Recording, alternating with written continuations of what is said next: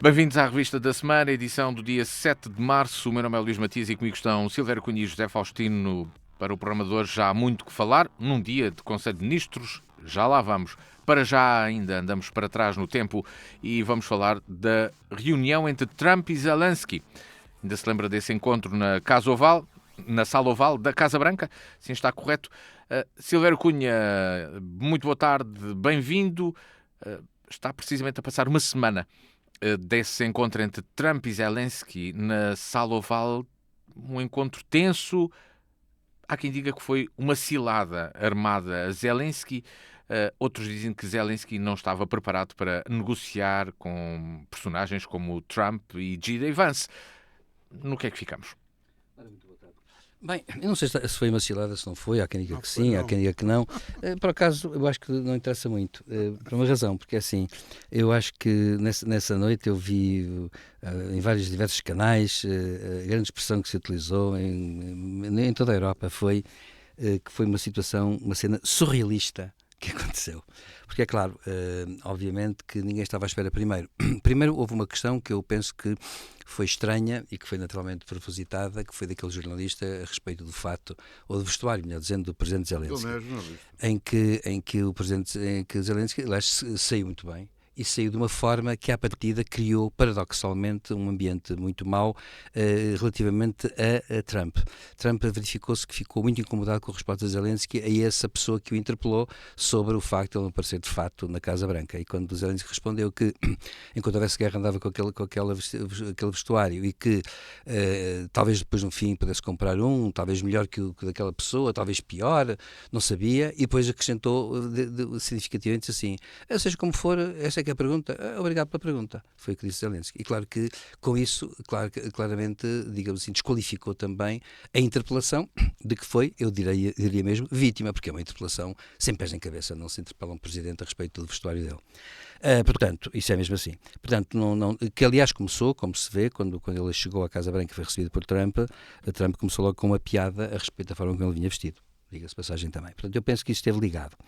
Claro que a partir daí, curiosamente, verificou-se que houve ali 10 minutos, naquele tempo todo, aquela cena foi o principal, foram aqueles 10 minutos, em que de facto aconteceu o impensável. Porquê? Porque no fundo houve conversações em direto, como se não desrespeitando aquele princípio básico das negociações entre Estados, em que há diplomatas, especialistas do staff diplomático, nas várias áreas, que fazem reuniões preparatórias e quando se vai, os chefes de Estado ou de Governo vão discutir as coisas finais, é apertar as pontas, é já com documentos feitos, é com, naturalmente, o seu staff ao lado, com conselheiros, fala um, fala outro, no fundo, cada um traz a sua orquestra e a orquestra, digamos, funciona de maneira afinada. Acontece que a Trump inaugurou uma nova forma digamos, discutir o problema, que foi ir à frente de toda a gente, de uma forma, a meu ver, digamos, francamente humilhante para o presidente Zelensky, isso é um facto. E Zelensky aguentou-se bem, porque respondeu,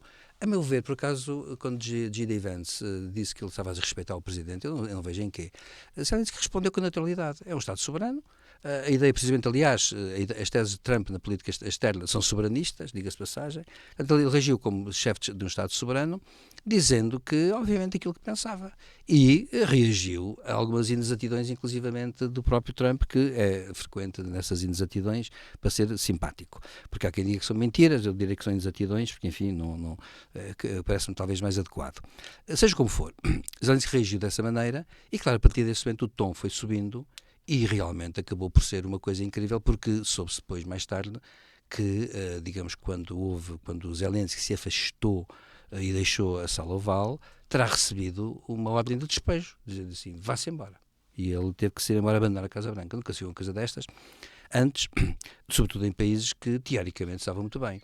E depois, Trump não só, e para finalizar, não só reagiu assim, como ainda por cima insultou Biden de uma forma, digamos, um bocado grotesca, chamando-lhe idiota, chamando-lhe burro, dizendo que não tinha nada a ver com os assuntos que Biden tinha, com os negócios, digamos assim, diplomáticos que Biden tinha assinado, quando Zelensky respondeu, bem, mas ele foi o vosso presidente, portanto, os presidentes responsabilizam-se pelos atos do Estado, passados e presentes, futuros é que não podem responsabilizar-se.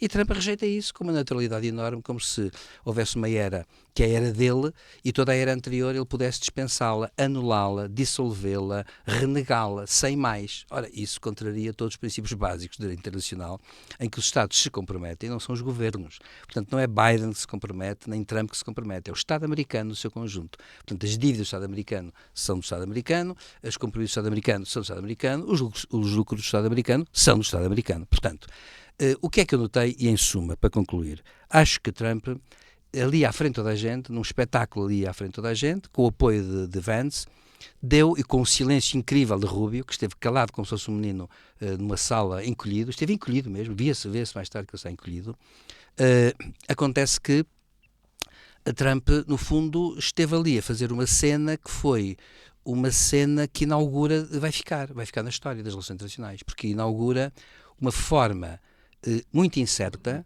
e inesperada de fazer diplomacia, que pode criar mecanismos que são de facto imprevisíveis. E isto é muito grave por uma razão. Porque é grave até para Trump, porque retira qualquer fiabilidade. Até porque ele depois diz uma coisa e no dia seguinte diz que vai pensar melhor, no dia seguinte já pensou tudo. Portanto, esta entrevista iniciou-se e este encontro foi teve um ponto extremo, que foi aquela cena de irritação, que de facto é terrível, porque a meu ver abala para sempre a opinião pública, a psicologia coletiva e abala as noções e os alicerces das relações diplomáticas. Vai ficar. E isto inaugura, pode dizer-se que foi um passo, um encontrão, não foi o virar da esquina, nem uma mudança de paradigma, mas foi um encontrão monumental na forma como se faz política internacional. José Faustino, este foi uma cilada montada a Trump, a Zelensky ou não? O que é que Completamente. Estudado ao pormenor, não sei se foi Trump, se foi o vice-presidente o autor daquilo, e as provas são evidentes, não é? Portanto, ele entra, começa-se logo a falar no fato dele, quando todo o mundo sabe que Zelensky anda com uma farda militar, ou uma coisa equivalente a isso, como todo o governo ucraniano anda, por uma questão de que estão em luta e estão em guerra e, portanto, andam fardados. E ele falou nisso e depois estava lá um indivíduo que depois passou, o professor que o jornalista não é jornalista, isso está aprovado, é um agente. Não é jornalista. Ele passou para que nem lá devia estar, pois a ideia é essa, mas é um agente provocador, combinado com tudo isso para enxovalhar também Zelensky nessa matéria, e tudo servia para enxovalhar Zelensky. Com que objetivo? Para mim fica provado que Trump é um agente baixo, um ordinário criado de Putin, sem dúvida absolutamente nenhuma. Portanto, Putin demonstrou à distância que o tem na mão. Não tanto, não o tem ao ponto do cão amestrado, mas quase. Portanto, ele é um agente de Putin. Aliás, todo o mundo reagiu mal, a China, a Turquia, todos os países, o Brasil, todos os países do mundo reagiram mal a esta atitude provocadora, anti-diplomacia, anti-tudo, da Casa Branca, exceto Putin, porque Trump recebeu ordens, mais o seu lacaio vice-presidente e outros agentes provocadores, para fazerem isto.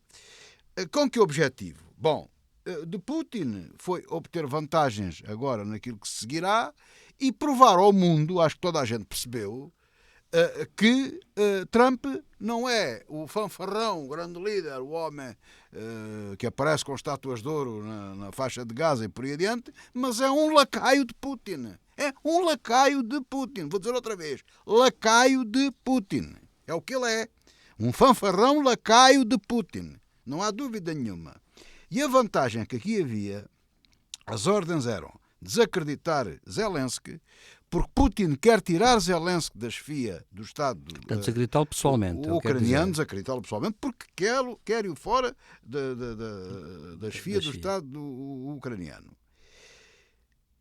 O problema do acordo das terras raras era um problema de menos importância, porque ele praticamente estava acordado e não tem importância nenhuma, a bem dizer. esta é que é a verdade, porque é um acordo de prospeção e tudo. Portanto, era quase como se fosse um acordo de intenções de uma espécie de um plano Marshall, vamos assim dizer, com uma vertente invertida, não é? Portanto, o plano Marshall escondeu as contrapartidas, aqui as contrapartidas estão à frente, porque Trump não é tão esperto como parece e é agente de Putin. Está ali que é para toda a gente ver, porque ele nem sequer fazia aquilo assim. E, sobretudo, a dar outra vantagem a Putin, que foi aquilo que ele já fez, congelar o apoio à Ucrânia. Não foi cortar, foi congelar. E, sobretudo, congelar o apoio do Serviço de Informações. Portanto, deixou a Ucrânia... E os satélites. Dos satélites, deixou a inteligência, tudo o que é o serviço de espionagem, está tudo congelado, e o fornecimento de armas. Até à porta da Ucrânia ficou tudo congelado e está tudo congelado. E só hoje... Mesmo armas já compradas. Sim, só hoje Putin, porque afinal são compradas. Não é? Os Estados Unidos não deram nada à Ucrânia, nada. Venderam-lhe tudo, a bom preço, caro. E portanto, só hoje foram centenas de drones, de mísseis a cair na Ucrânia. Portanto, a Ucrânia está cega, não tem informações dos serviços de inteligência e não tem armas, não tem nada. Quer dizer, nada do que tinha previsto. Claro, está preparado e aguenta-se 3 ou 4 meses. E vai ter apoio dos britânicos, dos alemães, dos franceses. Como dá para 3 ou 4 meses. Mas o objetivo de Putin, que o seu fiel lacaio fez, foi justamente congelar esta situação. Claro que vai ser descongelado, porque para a semana vai haver já uma conferência, uma reunião entre a Ucrânia e a Rússia em Riad, e não dos principais líderes, e estou convencido que mais ou menos por essa altura descongela. Mas, entretanto, a Ucrânia perdeu vantagens em relação à Rússia. Porque Putin tem na cabeça dele de ficar com as áreas que ele quer, que ainda não conquistou. Entre as ainda não os conseguiu conquistar. Esse grande conquistador, esse grande imperador, não é? Portanto, ainda não conseguiu. E está a ver se consegue isso na secretaria com o seu fiel lacaio, Trump, que é o que ele é. Lacaio de Putin. Depois dessa reunião na Sala Oval, Zelensky veio para a Europa, foi recebido na Grã-Bretanha, onde recebeu o apoio da Europa. Que apoio é este que a Europa agora dá a Silvério Cunha à Europa Ucrânia? alargada. Quando falamos de Europa, não é da União Europeia. A Europa, aliás, surge até um sentido aqui, se calhar, também interessante de entender, de uma unidade europeia ou de algumas características da Europa transversal e superior à União Europeia. O que é a Europa em si, quase? Mas que apoio é este? Bem, acontece que, como todas as manobras políticas, quando são extremas, geram efeitos sempre imediatos no outro campo. E claro que esta forma que Trump tem de fazer política internacional gera, evidentemente, mecanismos que são mecanismos, digamos, contrários, como é evidente. No Canadá já aconteceu, o povo canadiano está mais unido em torno do governo que nunca, até há governadores, alguns agora deixam-me dizer que há um governador do estado do Ontário que ameaça, que abastece de energia todo o norte dos Estados Unidos e que diz assim, então porquê é que não vamos cortar a energia elétrica já agora e tal? E portanto põe a questão assim já, porque é uma linguagem de guerra económica que no fundo é mais do que guerra económica já. E acontece que na Europa o que aconteceu foi isto, é que a própria cena foi tão insólita e a incerteza que passa a existir é tão grande que toda a gente tem medo que Trump faça aquilo agora sistematicamente. De modo que, naturalmente, Zelensky foi sempre, naturalmente, toda a gente se uniu a Zelensky. Porquê? Porque, independentemente agora até de quem é de Zelensky, do que ele defende ou não, toda a gente percebeu que, neste momento, há ali um adversário que é Trump. Trump tornou-se... A Europa ainda diz que ele é aliado, mas a verdade não é, que os Estados Unidos são aliados da Europa, mas Trump não é. Trump não é aliado. Os Estados Unidos são. Isto é o povo americano, o Estado americano, a sua tradição. O que resta. Portanto, e eu poderia dizer que até metade dos Estados Unidos continuam aliados porque o Trump ganhou por uns milhões, 3 ou 4 milhões, digamos assim, à frente de Biden, mas na verdade, isto em 150 ou 140 milhões digamos, metade, é meio-meio. Portanto, o que acontece? Como de resto aconteceu também de outra vez, mas acontece que, isto para dizer que A Europa, portanto, uniu-se em torno de Zelensky e viu-se claramente isso. Primeiro quiseram, digamos, dar-lhe uma compensação simbólica pela humilhação que ele sofreu, que na verdade eu penso que Trump não mediu, por exemplo, bem o povo ucraniano, mesmo quem critica Zelensky, sentiu-se humilhado. A verdade é esta. Isso seria, penso que aconteceria connosco. Se o nosso chefe de Estado fosse um sítio qualquer e fosse humilhado, toda a gente, mesmo que não simpatize com ele pessoalmente ou até ideologicamente, sentiria que era o representante de Portugal que estava a ser humilhado. Portanto, as coisas são como são. E, por conseguinte, há uma unidade que veio ao de cima e potenciada não só pela cena em si, que é de facto insólita, é surreal, mas também pelo facto de, agora, Trump, sem querer, deu ali um empurrão de tal maneira que parece que clarificou as águas. Trump, ao clarificar as águas, criou também um fosso. A verdade é esta, criou um fosso. E, portanto, a Europa percebeu que neste momento tem que tomar uma posição qualquer. Porque continua a ter digamos assim, continua a ter o problema da Ucrânia em cima, continua a ter a Rússia com uma indeterminação muito grande no que respeita a fazer a paz e, portanto, ninguém está sossegado e ninguém, por conseguinte, tem garantias de nada. Ora, o que Zelensky queria, que era garantias de defesa por parte dos Estados Unidos, o que a Europa quer, que é garantias de defesa dos Estados Unidos, continua a dizer que é indispensável. E por isso é que continua a tratar Trump como aliado. Mas que, na verdade, passa a vida a desancar de alto a baixo. Eu quero chamar a atenção para uma coisa que é curiosa, que é um bocado até cómica, seria cómica. Ontem eu vi Trump a falar naquelas suas conferências de imprensa, em que ele expõe doutrina ao mesmo tempo e orientações. Ele está a falar em voz alta, não é? E Trump, nomeadamente, pergunta-lhe qualquer coisa a respeito da Europa. Ele diz assim, eu gosto muito dos europeus, eu gosto muito da Europa, eu gosto muito do país tal e tal, e adoro, e até diz, I love, não é? Eu adoro o país tal e tal. Mas depois estão sempre a tramar. Eu adoro-os, mas estamos a tramar por isso, zumba. Então vou-lhes explicar não sei quantos. Ou seja, ele adora, mas depois bate. E depois de bater, adora. Depois bate outra vez. Isto é bullying, não é? É quase um caso de violência doméstica. Isto é bullying. Portanto, para dizer que a Europa, naturalmente, sente agora a necessidade de se juntar e... Violência conjugal. O que acontece é que a Europa, a partir deste momento, tem pela frente um homem incerto, um governo incerto, e por isso Zelensky é também acaba por ser o depósito de toda a solidariedade e espírito de solidariedade que há, e viu-se isso claramente na forma como receberam Zelensky, que foi uma forma até carinhosa, digamos assim, e intencionalmente carinhosa. Era por aí que ia perguntar ao Zé Faustino, o presidente da Ucrânia, acabou por encontrar, se calhar,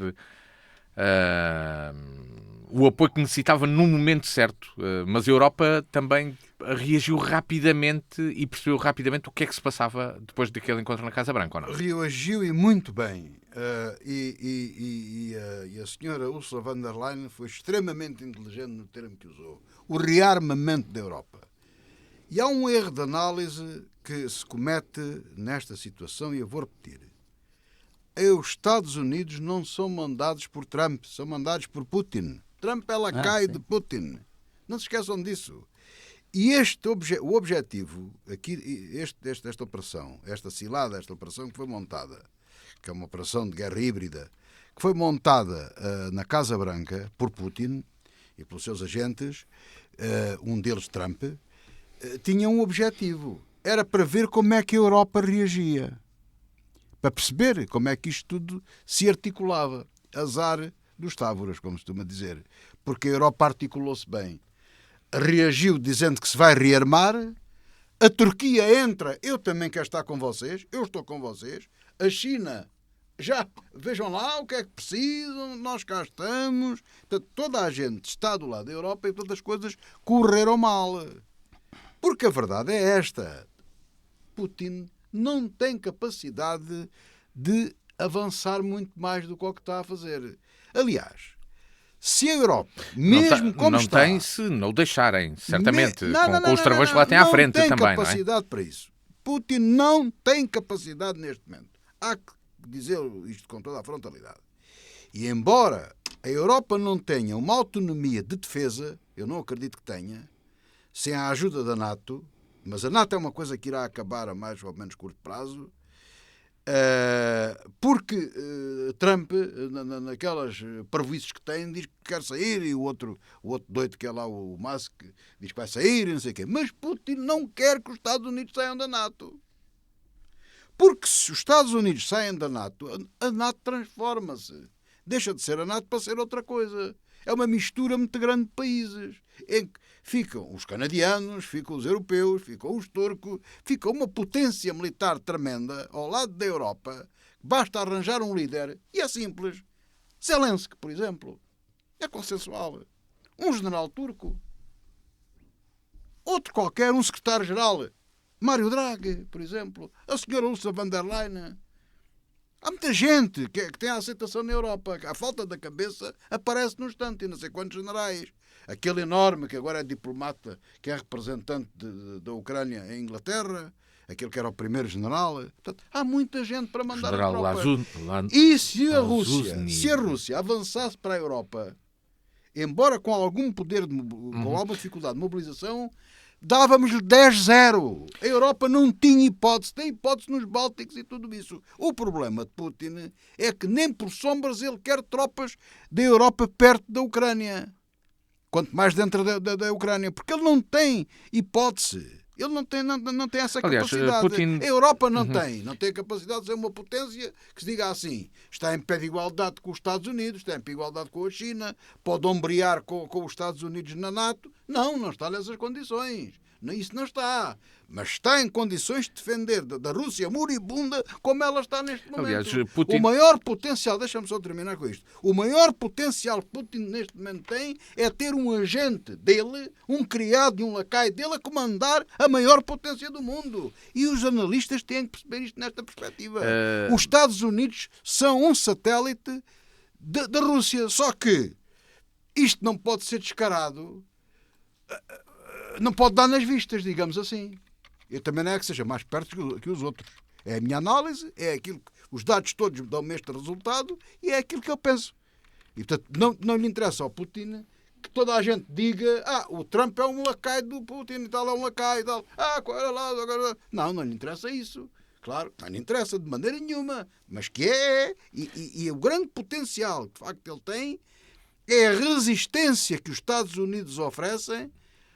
Não é só a Europa, é a China, é a Turquia, é a quem quer que for dentro dos interesses da Rússia, porque a Rússia quer se impor como um grande império. O rearmamento da Europa, Silvério Cunha, pode acontecer rapidamente, como foi isto numa análise muito, muito breve, foi a resposta que se esperava. Macron, entretanto, também abriu o debate à dissuasão nuclear francesa, mas extensível aos Estados europeus, aos restantes países europeus. Bem, eu penso que quando se fala nisto, Macron, digamos assim, juntamente com os ingleses e os polacos, não é? Tem vindo a tornar-se, digamos assim, os líderes europeus. Claro, é esperado também que os alemães... Mas os polacos não têm armas nucleares. Pois não. Mas acontece que, claro, quando se fala em armas nucleares e dissuasão, fala-se também na Inglaterra, no Reino Unido. Claro que o Reino Unido e a França juntos não têm, efetivamente, o número de ogivas nucleares, nem nada que se aproxime da Rússia ou dos Estados Unidos ou da China, sequer. Portanto, não têm. Mas, apesar de tudo, têm armas nucleares. Tem, se calhar, o suficiente para que o mundo acabe. Pronto, e acontece que tem. Agora, 300 ogivas nucleares é capaz de ter... Mas eu penso que o problema que se põe é este. Andou a discutir ao tempo que as ogivas nucleares demoram a chegar de um lado ao outro. Pois, agora, que é mais rápido das dos russos. Isso é o que estamos a ver. Agora, a questão que se coloca é um bocado esta, que militarmente toda a gente para a Ucrânia, se calhar está mais rápida. Toda a gente está muito aflita e preocupada com algumas coisas. Por exemplo, há coisas que vale a pena notar. Por exemplo, Trump operou, neste momento, nas Forças Armadas Americanas, uma limpeza completa dos generais, que é uma coisa impressionante, por razões políticas, que é uma coisa também muito impressionante, porque está lá a pôr pessoas da sua confiança, incluindo os generais da reserva, que ele conhece, e demitiu praticamente todos os chefes de Estado-Maior, etc. e de uma forma radical. Segundo, deu ordens, hoje sabe-se, às Forças Armadas Americanas para não fazerem as operações de especial vigilância sobre os russos. Os Estados Unidos estão-se a desarmar, até porque ele podia fazer uma coisa, ele podia manter aquela vigilância toda e não dá-la aos ucranianos, mas não, a ordem foi para os Estados Unidos também, eles deixarem de fazer essa vigilância. A guerra cibernética abrandou também. Depois, há um problema também que se coloca. Há um problema também que se coloca, que é este, é que naturalmente Zelensky já disse, aliás, não foi Zelensky, foi o primeiro-ministro, o primeiro-ministro ucraniano já disse que, entretanto, vão recorrer aos serviços e satélites franceses e alemães que poderão dar as informações. Portanto, que também a empresa francesa responsável por isso subiu 400% na Bolsa nesta semana. E é reconhecido uma coisa, é reconhecido que a Inglaterra e a França, e é reconhecido que a Inglaterra e a França têm grandes serviços de informação e estão muito bem montados e muito autónomos e, portanto, podem naturalmente dar essas informações aos ucranianos. Agora, o problema que se põe é este, é que evidentemente que Macron veio dizer que ele liderava, digamos assim, a Europa no plano da defesa, fez uma jogada de xadrez que eu acho curiosa, dizendo assim, até ao final do semestre que vem, portanto até junho, deste primeiro semestre, perdão, até junho, é o prazo de reflexão para então se estender eventualmente, digamos, a França considerar que todo o seu escudo, digamos, nuclear se pode estender aos países vizinhos, nomeadamente à Polónia, nomeadamente à Alemanha, nomeadamente até à própria Ucrânia. É claro que isto irritou profundamente Putin, que já declarou que Macron está armado em Napoleão, e de facto acontece que com isso também quis dizer qualquer coisa, não sei o que é que ele quis dizer com isso, não é? Se lembrar a história, mas de qualquer... Napoleão perdeu. Claro, Napoleão perdeu a prazo, não é? Mas esteve em Moscou. Agora a questão que se coloca é evidentemente que isto agora estamos na guerra também da retórica, digamos, internacional. Agora, Macron está a somar pontos neste sentido. A verdade é esta. Ninguém, eu penso que podemos dizer assim, ninguém que esteja ao lado da paz, vamos pôr a questão de outra maneira, ninguém que esteja ao lado da paz a sério e queira uma paz efetivamente justa, evidentemente pode achar que a guerra, digamos assim, é uma forma de se obter a paz.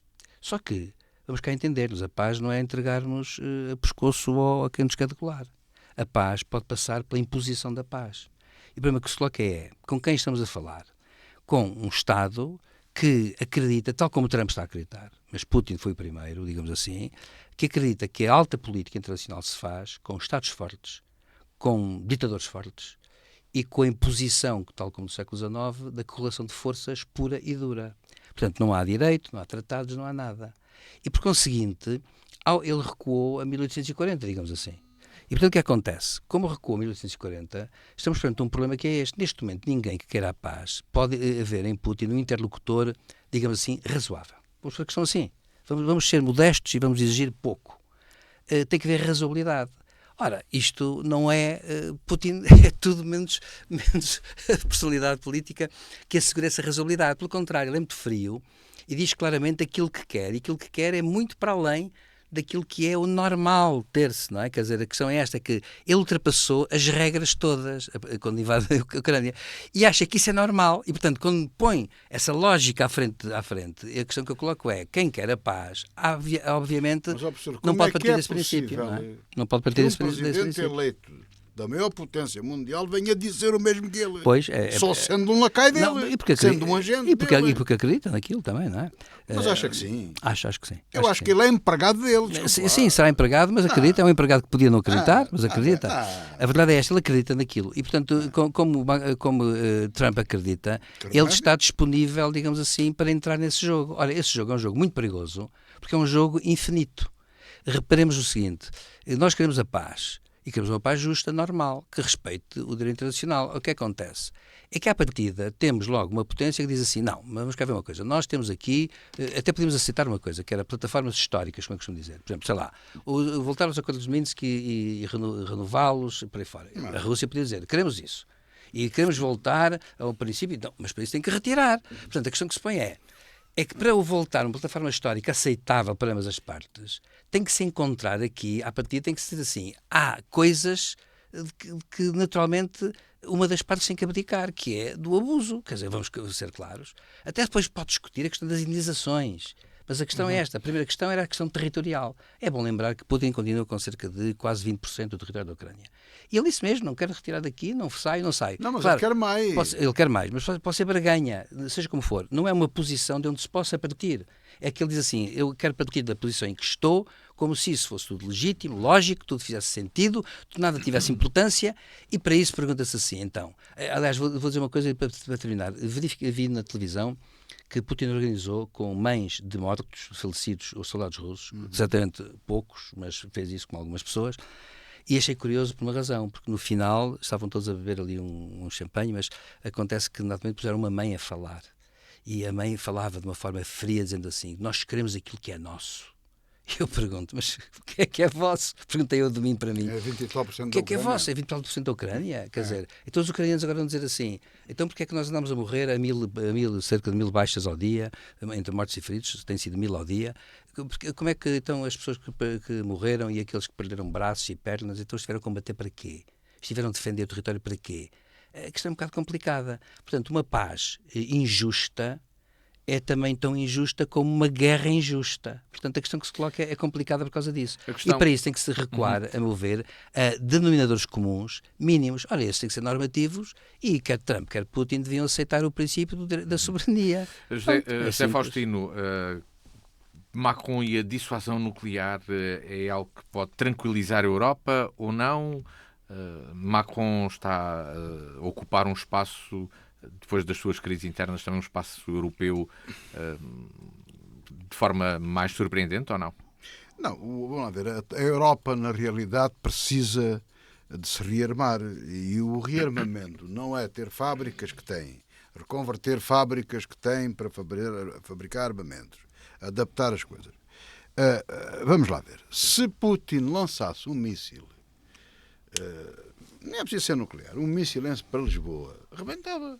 Portanto, Portugal não tem proteção antiaérea. A Europa, a bela Europa da paz, não tem proteção antiaérea. É capaz de ter lá os mísseis, que não é submarinos, os franceses, isso. Mas alguma coisa há de haver, e na Alemanha e por aí, mas não há uma proteção aérea. E é essa proteção aérea que é necessária, para aí que vem o tal empréstimo coletivo, não é? Portanto, o dinheiro todo, para proteger as principais capitais europeias. A gente tem que estar protegidos, não é? Com os Patriot ou com outros quaisquer. Os Patriots são americanos, portanto a gente vai ter que ter outros, não é? Aqueles de curto alcance, os outros de mais alcance. Tem que ter as principais cidades protegidas. E de maneira que, se bem que os mísseis cheguem lá num instante à Rússia, isto também a gente não quer acabar com uma guerra nuclear e o fim disto tudo, não é isso que se pretende. Agora, de facto, a Europa está atrasada em relação àquilo que devia estar, porque temos andado com líderes medíocres, isto é que é a verdade. Mas lá está, os pequenos às vezes agigantam-se perante coisas desta natureza. E Putin, a jogada correr mal, mandou o seu agente secreto Trump avançar e isto correr mal. Até a senhora Meloni disse ao Trump que a coisa não correu bem, não gostou de ver aquilo. Que é a mais próxima, aparentemente, politicamente dele, não é? Então as pessoas não gostaram. O mais próximo é o Orbán. É o Orbán. O mais próximo não, é o mas Viktor aparentemente, não, sim, porque a Meloni está completamente com a Europa e já disse isso tudo e por aí adiante. E aliás, a Itália é um país com que se tem que contar. E vamos ver o que é que vai dizer a líder francesa, que agora não me lembro o nome, a senhora Marine Le Pen. Vamos ver o que é que ela vai dizer, porque atenção, porque é abrir, porque ela foi muito rapidamente aqui há uns meses atrás pagar as dívidas todas que tinha ao Putin e isso tudo, porque ela não é parva, eles estão a perceber perfeitamente onde é que estão metidos. Vamos lá com calma, vamos com muita ainda nesta página, com muita prudência. Portanto, a Europa precisa mesmo de tempo, não é para comprar, para fazer, também precisa para os carros de assalto, para algumas coisas, para navios e para essas coisas. Precisa. E se calhar para outras novas mas formas sobretudo para especialmente a parte de robotização. Para se defender. E aumentar, digamos, eu não sou especialista militar, mas para aumentar a escala. Quer dizer, tem que ter a robotização, como tu falas, os drones, a guerra eletrónica, etc. Ela tem que ser ampliada, a escala tem que ser aumentada. Mas este alargamento da dissuasão nuclear ao resto da Europa, que Macron diz que quer discutir, muitas questões são basicamente técnicas, é fundamental que exista. Poderá ser bem aceito pelos restantes parceiros europeus? Tem que ser. Portanto, vamos lá ver. É inevitável armar a Alemanha como potência nuclear, pacífica e militar. A Alemanha tem que reativar as suas centrais nucleares e tem que ter armamento nuclear. É inevitável. E porquê? porque também é preciso ter algum estofo económico e outros meios para poder ser uma potência nuclear, não é? Agora, tem que haver aqui... Não é quem quer. Não é quem quer. É claro que os franceses podem pôr armamento nuclear em Portugal ou em Espanha ou tudo isso está fora de questão. Agora, tem que se reforçar, digamos, o armamento nuclear. O que eu estou a dizer, tem que se aumentar a escala, temos que ter mais quantidade, não é a qualidade. Isso nós temos é que aumentar isto não está tão mal como ainda precisamos de tempo para ampliar as necessidades e sobretudo as defesas. Vamos aqui ainda manter-nos fora do país e daqui a pouco, para os ouvintes da rádio também saberem que vamos falar da crise interna e das moções, já lá para vamos. As pessoas saberem, é para as nossas criancinhas, a proteção antiaérea, é para as nossas criancinhas continuarem no parque infantil a comer gelados em paz. É para defender a paz contra um tirano. Putin tem um lacaio a mandar a maior potência do mundo. Vamos lá falar. Abram os olhinhos. Vamos continuar a falar de Trump muito rapidamente por causa do discurso que fez no Congresso. Foi o mais longo de todos, 90 minutos. Um discurso em que durante esse discurso um congressista do Texas acabou por ser expulso da sala por estar a verbalizar contra o presidente norte-americano. Silvério Cunha, este discurso, que lógica é que teve? Não, o discurso, eu assisti uma parte do discurso de propósito, porque queria ver o que é que ele dizia. Bem, para já impõe-se logo uma coisa, que é o estilo Trump. Mas deve ter ficado um bocado frustrado, perder tempo. Sim, claro, mas a questão é esta. Estava à espera de mais qualquer coisa. Mas não é? Trump faz discursos que são um bocado abissais, que mistura coisas, digamos, políticas com apreciações subjetivas, pessoais. Ele personaliza aquilo de uma forma que ultrapassa um bocado a tudo. Mete o ridículo, o irónico, o que pretende ser irónico, o nojo. Por exemplo, uma coisa que ele disse num dado momento que eu achei muito infeliz, quando ele falou do apoio, ia cortar apoios que os Estados Unidos davam a outros países, sobretudo países em vias de desenvolvimento. Então fala bem do Lesoto. O Lesoto é um pequeno país, tem o tamanho do Alentejo e que tem aí 2 milhões e tal, 2 milhões e 300 mil habitantes para aí, e acontece, não tem mais, capital mais zero, e acontece que o Lesoto é um país encravado na África do Sul, junto a Moçambique, até mais do lado de Moçambique, mas não faz fronteira com Moçambique, está encravado na África do Sul, e acontece que esse país, que é uma monarquia, aliás, que foi uma antiga colónia britânica, acontece que esse país parece que, teoricamente, segundo o Trump, ele receberia 8 milhões de dólares, 8 milhões. E Trump diz que ia cortar 8 milhões, porque era dar aí um país, diz ele, o Lesoto, eu nem sequer sei o que é isso, diz ele assim com ar, parece que meio enojado, nem sei que país é, nem quero falar nele, o que ele só fica mal ao presidente, porque ele devia saber onde é o Lesoto, porque alguém do staff lhe devia dizer, não é? Ele assume no Congresso até a sua própria ignorância sobre as coisas e depois diz aquilo e diz assim, e qual é a razão do código? Não explicou e diz aquilo com o ar de quem diz, um ar de espelho de quem diz, eu quero saber daquela gente, desse Zé Ninguém. Ora bem, o governo do Lesoto... É um gasto desnecessário de claro, dinheiro. mas o governo do Lesoto vai dizer, não, nós nunca recebemos 8 milhões, nem está previsto receber. Há aqui um engano qualquer, não é para nós, é para outros. E Trump depois também falou dos países, vejam bem, até fala de Myanmar, chama-lhe Burma, que é a Birmania antiga, não é? E depois havia para não sei quê, e depois fazia pausas, ele faz pausas teatrais. Portanto, Trump é um bocado assim, por isso demora mais tempo, porque o discurso dele é um discurso que não tem conteúdo objetivo. Ele só diz, eu vou fazer, nós fazemos, nós já estamos muito bem, nós somos assim, somos assados. Agora, o que aconteceu foi o seguinte, o que eu acho preocupante é o Partido Democrático continua muito parado, não aplaudiu, é verdade, esteve postulado. Mas teve uns cartazes. Sim, teve uns cartazes, mas quer dizer, mas acontece que a verdade é esta, o Partido Democrata parece que está à espera que Trump se vá desmoronando pela opinião pública interna. É verdade que há sondagens que lhe dão agora muito pouca aprovação e que parece que me caiu muito mal aquela cena com o Zelensky, por exemplo, porque acontece que 70% dos americanos acham nas sondagens, continuam a achar que a Rússia é um inimigo objetivo. Portanto, acontece que ele aí está a contrariar a sua base de apoio, a prazo. Agora, acontece o seguinte, é que eu acho estranho, é que é um discurso, portanto, retórico, muito desprovido de conteúdo político e até ideológico. No fundo, o que ele vai dizer nem é também doutrina nenhuma. Ele esteve ali a dizer coisas que não se percebem. E depois, J.D. Vance, o líder dos congressistas republicanos, bateram-lhe palmas, riam-se, com muita ironia. Aquilo era um bocado de espetáculo, parecia assim um espetáculo, um reality show.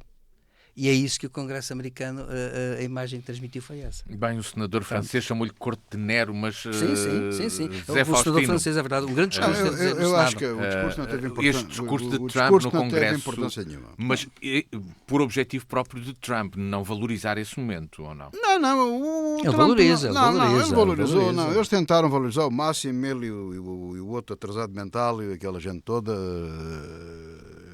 Sim, é um oportunista, sim, um atrasado mental. Há ali uma data de atrasados mentais. Há ali indivíduo, aquele homem da defesa. Eu não sou psiquiatra, mas que diabo, não é? Ele necessita urgentemente de apoio médico, não é? O próprio vice-presidente não é doente mental, mas é um grande oportunista e um grande bandido. Vamos lá, vamos ser claros. Falar em linguagem clara para nos percebermos. Que é para a gente estar a perceber, porque isto é um caso muito sério, não é? Agora, vamos lá ver. Eu daquele discurso retirei uma coisa muito nas entrelinhas e que é uma coisa que deve ficar também, que é preocupante. E por isso é que Putin também não deixa alargar muito o próprio Trump, porque as coisas também isto tem que bater certo. É que os Estados Unidos, não é só a Rússia, nem a Europa, os Estados Unidos estão numa grande crise económica. Tem uma dívida brutal. Ele agora lançou uma ideia engraçada, que é uma espécie de vistos gold, super gold em comparação com os nossos, que paga logo a dívida, diz ele. Ele tem dívidas económicas. As medidas das taxas, as famosas taxas, que é uma história muito mal contada. As tarifas. As taxas, são medidas de austeridade. Portanto, ele está a pôr os Estados Unidos em austeridade. Mesmo, só para termos uma ideia, a super, como é que era, a limpeza da étnia, não era? A limpeza de imigrantes, as deportações que eram feitas gigantes. Está a deportar menos que Biden. Portanto, Biden, sem andar a fazer reclame, estava a mandar mais gente embora do que ele. Mas lá está, mas permita-me interromper. Lá está, mas entanto Trump ameaçou deportar os 240 mil ucranianos que neste momento têm vistos legais nos Estados Unidos. E ele ameaça de revogar isso tudo. Também, mas ele ameaça tudo. Mas eu sei lá, depois daquilo que aconteceu, daquela cilada que montaram, já agora a propósito daquilo, é uma apresentação que costuma haver, eu não se falou isto bem, em que depois, na Sala Oval, eles haviam de lá ficar, os jornalistas saíam, e aqui é que foi o erro, não saíram, porque estava tudo montado, com agentes provocadores, depois discutiam internamente, porque essas discussões acaloradas não é nada do outro mundo, há coisas muito piores, assiste muito pior no mundo da diplomacia. E depois haveria uma conferência de imprensa. Tudo isto foi pervertido. Portanto, os jornalistas não saíram, a discussão começa na presença dos jornalistas, já não há conferência de imprensa nenhuma e diz-se que Zelensky foi posto na rua, ou foi convidado a sair. Portanto, tudo isto foi pervertido, não é? Portanto, agora, o ponto aqui, e é bom dizer isto, os Estados Unidos também estão numa crise interna. E Trump, dentro da doidice dele, porque é um homem doido, um homem derrocado, e das ordens que o Putin lhe dá, porque também lhe dá uma liberdade para ele agir, não é? Ele anda desesperado a ver se arranja dinheiro. E aquele maluco do Musk, que tem tanto poder aqui nada como aos Estados Unidos, ou mais, anda a despedir a torta e a direita a tentar poupar dinheiro. Medidas de austeridade. Mas como anda a fazer cortes cegos, aquilo é uma coisa despropositada, porque o homem não tem experiência nenhuma de governação, não sabe nada de política, não sabe nada. Aliás, olhamos para ele, eu também estou convencido que aquele homem precisa de tratamento médico. Que, aliás, eu penso já está diagnosticado que ele tem qualquer coisa. Não fico satisfeito por isso. Mas, quer dizer, temos a maior potência do mundo, comandada por um agente de um Hitler novo, agora do Hitler atual, rodeado de doentes e atrasados mentais. É o que temos. Isto é Vamos deixar então o e caso não temos capacidade de resposta. Trump. Isto é de uma tristeza tremenda. A paz está em perigo. A nossa liberdade está em perigo. Deixamos o caso Trump para trás e partimos para outro tema. Vamos para Portugal. Sexta-feira, 7 de março, um Conselho de Ministros onde foi apresentado depois uma moção, já tinha sido apresentada a aprovação de uma moção de confiança que vai para o Parlamento. Temos uma crise interna em Portugal, moções que já surgiram, duas de rejeição e agora duas de censura e agora uma de de confiança que vai ser apresentada. Silvério Cunha, era uma crise inevitável? Eu começo por dizer que me enganei. Eu, na semana passada, disse que estava à espera que o Primeiro-Ministro se demitisse na comunicação ao país às 20 horas que fez. E, na verdade, não se demitiu. E apresentou portanto, e fez aquilo que se pode chamar uma fuga para a frente, até certo ponto. É claro que, vamos cá ver, eu penso que ele não veio com explicações que, na verdade, não explicaram, digamos, os problemas que se criaram com esta história. O professor já percebeu tudo. Já. Mas o que eu quero dizer é que o Primeiro-Ministro, eu estava à espera que o Primeiro-Ministro... Sim, mas eu estava à espera que o Primeiro-Ministro viesse dizer, pronto, que tinha havido aqui até podia reconhecer... Estava à espera do perdoa-me. E podia dizer que punha o lugar à disposição, até para o partido estar mais à vontade e tal. E ele não. Eu ia reafirmar tudo, mas a verdade é que não explicou, digamos, a questão em si.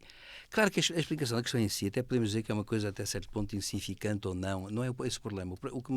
O que me deixou admirado, e portanto eu enganei-me, foi que o Primeiro-Ministro veio defender, digamos, uma data de coisas e depois veio falar do estado do país e fez um discurso um bocado ao lado político para, digamos, justificar o quê? Para justificar, digamos, a questão que era a discussão depois da moção de censura, o que ele ia dizer no Parlamento. Portanto, Montenegro veio, não explicou, na verdade, nada em rigor, para além daquilo que já está explicado.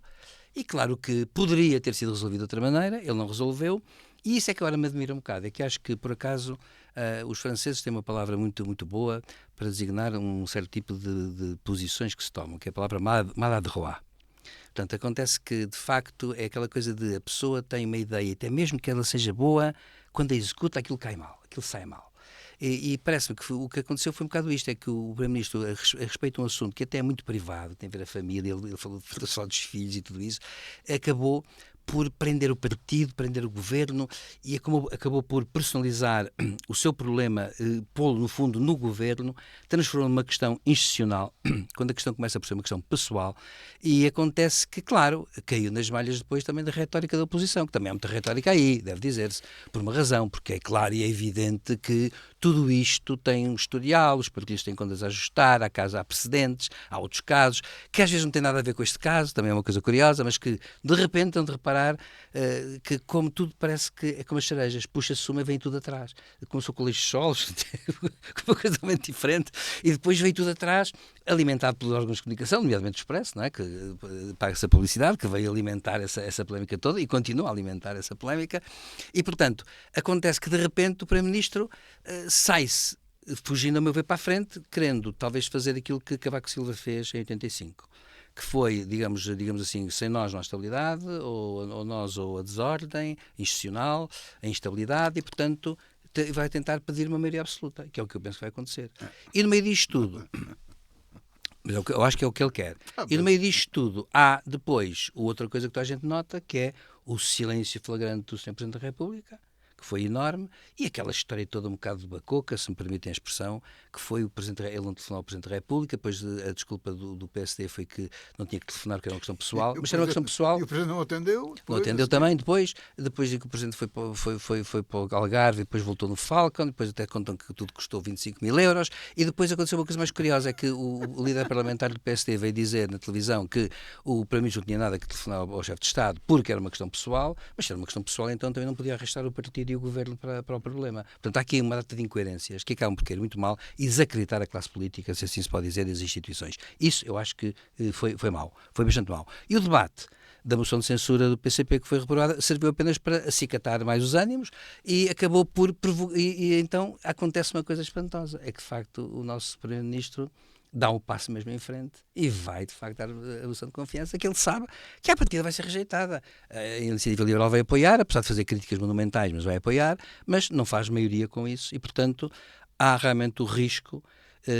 Eu não sei se o PSD, agora não falo para o Ministro, não sei se o PSD mediu bem a questão por uma razão, porque o Ministro Rangel, no discurso que fez na Assembleia da República, veio dizer que o Partido Socialista, imputando isso ao Partido Socialista, ainda tinha uma safa, que era a de se abster. O que dá a entender que quer salvar ainda o governo. O Rangel deu a entender isso. Mas acontece que a verdade é que é tarde demais para pedir isso agora ao Partido Socialista, não é? Mas hoje Leitão Mar disse que era cumulativa a decisão de, mesmo que a oposição não rejeitasse a moção de confiança, tinha também de não levar em frente a Comissão Parlamentar de Inquérito que foi anunciada. Claro. Portanto, porque era uma decisão cumulativa, portanto não era negociável. Mas isso já foi uma por mudança. outra. Mas isso foi uma mudança. E acontece que essa mudança... O que me parece, que eu acho aqui estranho é o seguinte. Há uma questão que tem a ver com o nome da família, e família, Primeiro-Ministro, e o nome dele numa empresa, para aqui e para lá. Transformar isto numa questão de Estado é um erro, quer da parte do Primeiro-Ministro, a meu ver, quer da parte, aliás, da oposição também. E acontece que isso acaba por causar um ambiente muito pantanoso. E acontece que o PSD tomou essa questão pessoal do Primeiro-Ministro como sendo uma questão do próprio partido. E, a meu ver, isso é que pode ser um erro para o PSD. José Faustino, mas não sei. Mas Paulo Rangel diz que, e deseja que o PSD ou a AD tenham uma maioria absoluta. Não vai ter maioria absolutamente nenhuma. Apesar de ainda não estar certo que haverá eleições. O ideal era o governo não cair. Mas para o governo não cair tinha que acontecer duas coisas. Nem o PS apresentava a comissão de inquérito, nem o PSD apresentava a moção de confiança. Assim é que é. Não é cá votar nem deixar de votar. Não apresentam. Portanto, há um entendimento com o Presidente da República, houve os partidos todos, e há um acordo de regime entre os dois. É preferível manter, logo se vê. Temos depois o orçamento para frente, temos eleições, e o PS não apresenta a comissão de inquérito e o PSD não apresenta a moção de confiança. Essa é a posição, permite-me, dos autarcas do PSD, que vieram dizer que o país não está para eleições. Para eleições, não está. Portanto, esse era o ponto que convinha a toda a gente. Agora vamos lá ver o caso. Já toda a gente percebeu o que é que se passou. Luís Montenegro, quando se meteu nisto e para Primeiro-Ministro, montou um negócio aos filhos, arranjou uns amigos que, se fosse eu, não conseguia, que dão um serviço que se calhar faz muito bem. Os moços fazem aquilo muito bem, com os amigos e tal. Esquece-se de sair daquilo no tempo certo. Portanto, ficou lá metido com o nome, pois com a mulher armou-lhe uma atrapalhada. No telefone. O problema é que já houve casos parecidos muitíssimo mais graves. Mas também está toda a gente esquecida, ninguém fala. O Pinho tinha uma avença que ninguém acredita que o Espírito Santo estava a pagar ao ministro para ser criado dele. Não era propriamente o Trump do Putin, não era. Era uma dívida, era uma coisa, acredito perfeitamente naquela conversa, qualquer concerto de contas, mas deu essa ideia. E outra que ninguém fala, Sócrates. O problema do Sócrates é este problema. Só que não eram os filhos, era o engenheiro Santos Silva. Eu sempre defendi isto. Sócrates era sócio do outro, mas como era primeiro-ministro não podia estar na sociedade. E fez aquilo bem feito. Esse saiu mesmo da sociedade, ficou no nome do outro. Este fez mal feito. Claro, o caso de Pinho é do mesmo valor. Salvo ver 3.500 euros, os valores não andam muito longe. O de Sócrates, muito maior, que havia outros negócios, outras coisas, muito maiores. Eu não estou a dizer que são iguais. Os mecanismos é que, para mim, são iguais. Analisando as coisas, são iguais. Mas, para mim, não tem importância nenhuma. A importância disto é que o salário mínimo é 870 euros e a avança só lá dos casinos é de 4.500 euros. Aquilo tinha 15 ou 20 ou 30. É dinheiro, é muito dinheiro.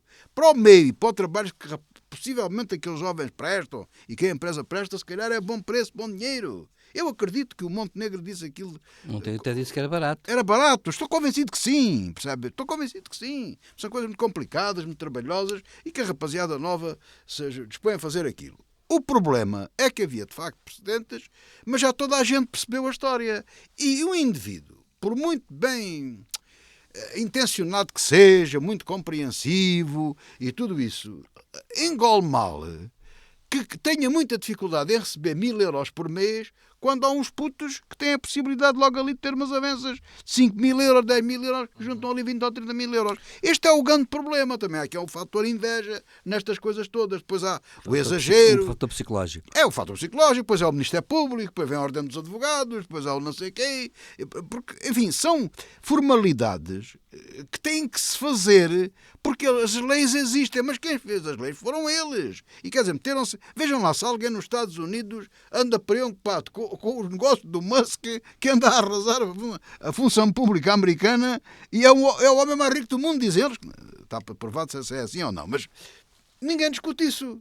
Ninguém discute uma coisa destas. Quer dizer, aqui andamos a discutir questões e de coisas sem importância nenhuma. Agora, para o país, em bom da verdade, devia haver um pacto de regimes. Estou de acordo com as pessoas que dizem isto. Porque, de facto, não é ocasião. Vamos lá ser claros, não é? Não estamos, as coisas são o que são. Primeiro, não é motivo. Eles já, pronto, as cotas ficam lá no... O outro já desistiu, pronto, as coisas valem o que valem. Também não é agora por haver isto, que se quiser dar lá uns pescados ou coisa que não nos não nos deixa de dar e tudo isso, portanto, esse assunto está resolvido. Também não acredito que ela dá-se com falcatruas de compra de casas e não acredito nada disso, está tudo explicado, não é por aí. Portanto, há condições um bocado atamancadas para que o governo continue e que não haja outra vez eleições. Estou farta das eleições. Condição: o Partido Socialista desiste da comissão de inquérito e o PSD desiste da moção de confiança. Estamos na reta final do programa de hoje. Se não desistirem, eleições antecipadas é maio. Estamos na reta final do programa de hoje, mas desculpa lá, já agora. E depois fica tudo na mesma, mais ou menos. Não tem a maioria absoluta nem de perto nem de longe. Vamos ainda falar de Évora muito rapidamente, porque já estamos mesmo na reta final do programa. Há mais uma candidata confirmada oficialmente. Já se falava de Flor Bela Fernandes, vereadora, que desta vez apresentou já o seu movimento, a sua candidatura por um movimento. Diz ter já as assinaturas preparadas para entregar no mês de julho e apresentou também uma lista de candidatos à Câmara Municipal de Évora e a 3 freguesias urbanas de Évora.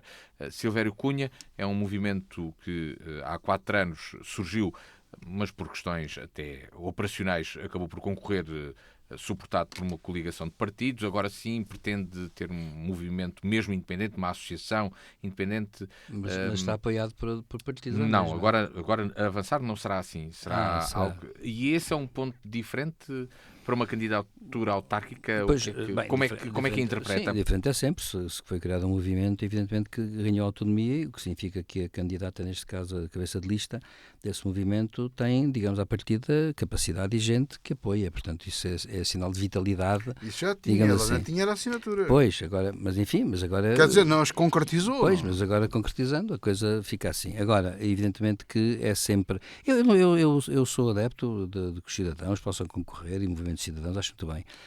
Portanto, isso não tem problema nenhum. Agora, claro que naturalmente, depois na luta, temos que esperar pelo programa, certamente vai ter que haver um programa, uma ideia de cidade também, não é... Eu acho que quando alguém se candidata a um município, tem que apresentar uma ideia, digamos assim, do futuro da cidade. E, portanto, acho que Évora merece muito isso. E, portanto, eu saúdo realmente haver mais uma candidatura, é importante. E de um movimento que se pretende, digamos assim, de certa forma antipartidos, no sentido de, nós já sabemos, de achar que os partidos existentes não resolvem os problemas. Agora, claro, eu costumo sempre dizer, se a fasquia é alta, o sal também tem que ser alto. Portanto, estamos à espera, agora espero que venha aí um programa, digamos assim, inovador. José Faustino, que é continuidade, apresentou-se a eleições há 4 anos, Sim. Foi eleita vereadora e surge agora com uma nova candidatura que era expectável, naturalmente.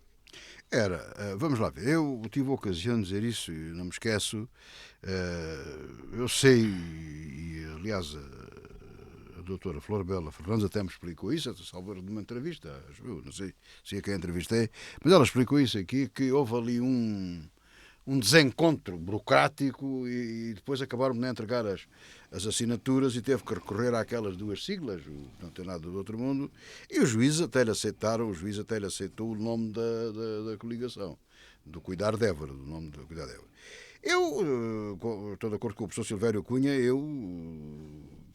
que tenho muitas dúvidas neste momento e não me adianto muito sobre os partidos, sou o mais possível a favor que as pessoas possam candidatar sem a ordem dos patrões partidários, não é? Sem pedir ordem ao Dr. Montenegro e ao Dr. Pedro Passos Coelho, não. Pedro Nuno Santos, presumo que é isso que diz. Oh, diabo, para me pedir a boca. Enfim, aos donos, aos patrões da democracia, o senhor deixa-me candidatar à Assembleia da República. Vá lá nas autarquias, lá emendaram, apresenta as assinaturas e, neste caso, a doutora Flor Bela Fernandes apresenta-se como candidata e que foi eleita, convenhamos isso, não é? E tem ideias para a cidade, apresentou-as, não se limitou a ser eleita e foi para casa, apareceu, na minha opinião, às vezes até agressiva demais, passa para a frente ao trabalho, digamos assim, às vezes critica quem não tem que criticar, não é por ser a comunicação social ou coisa do género, ou que eu estou ligado, não é por isso, mas está no pé dela, está a fazer o papel dela, e isso ninguém pode levar a mal por isso. Portanto, a gente pode não gostar de ver um ferrenho do Benfica ou do Sporting, mas é o seu clube, defende aquilo com unhas e dentes. O clube dela é Évora, por acaso também é o meu. Jogamos os dois no mesmo clube, somos de Évora. Eu não sei se ela é natural de Évora, mas se não é como se fosse. E cuidar de Évora, o nome é bonito, cuidar de Évora, e Évora precisa de ser cuidada. Se ela apresentasse um programa, e eu não estou aqui a dar táticas, nem de forma nenhuma, nem nada disso, mas se ela apresentasse um programa que dissesse assim, vamos cuidar de Évora. Primeiro parágrafo. Segundo parágrafo. Entendemos por cuidar, limpar, arranjar, reparar, pôr as coisas nos sítios, tornar Évora bonita, pô-la bonita, tirar os buracos dos coisas para não partirmos as molas dos carros, etc, etc. Cuidar de Évora. Portanto, está um programa excelente, professor Silvério Cunha. Não é preciso mais.